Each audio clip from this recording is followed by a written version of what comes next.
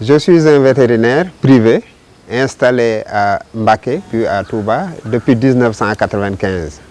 Je fais de la consultation pour les animaux malades, mais aussi je procure des conseils aux éleveurs.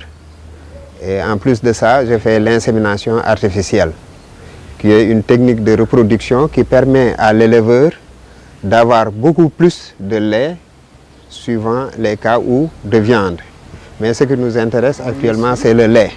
L'insémination artificielle au Sénégal a permis aux éleveurs de moderniser leur élevage en leur procurant des métis issus du croisement entre la race locale et une race étrangère, exotique donc, qui est beaucoup plus productive.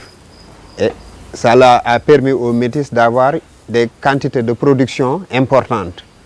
Donc avec 5 litres de lait par vache et par jour, l'insémination donc a multiplié par 5 le volume obtenu par la race locale qui était de 1 litre de lait par vache et par jour.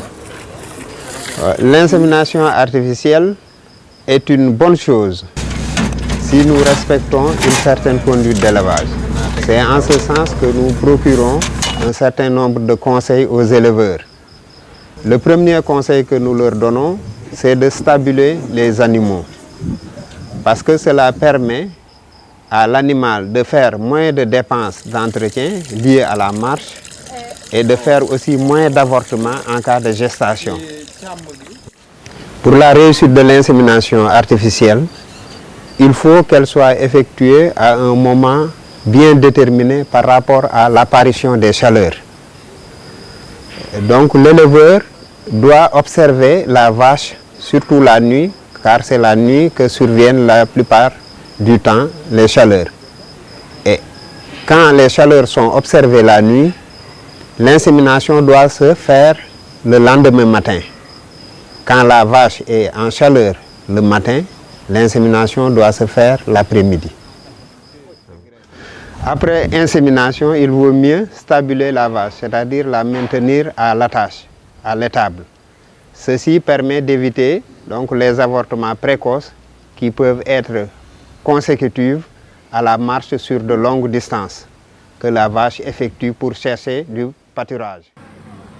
En élevage allaitant, là où le veau tète sa mère, on a observé que les résultats sont moins bons que quand le veau est séparé de sa mère.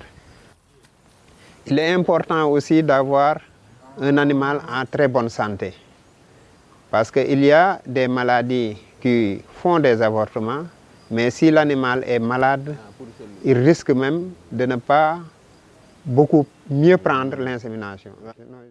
Chercher les services d'un inséminateur expérimenté qui donc risque moins de blesser la vache et donc d'influer négativement sur le résultat de l'insémination.